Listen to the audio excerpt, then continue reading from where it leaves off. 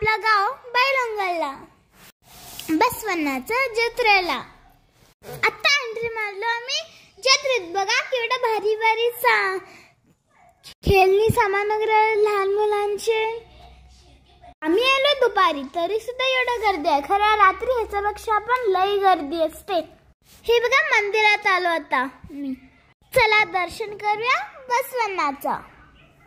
इथं आम्ही कापूर आणि उदबत्ती ओवाळून गेलो मंदिर मध्ये। हे जत्रा दरवर्षी होते 5 दिवस। ते बघा सगळे नमस्कार करून घ्या। हे बघा एकटा मुलगा बाहेर बसून नारळ कसा फोडून देताय। लोक काय तर घेऊया खेळणी घ्यायला।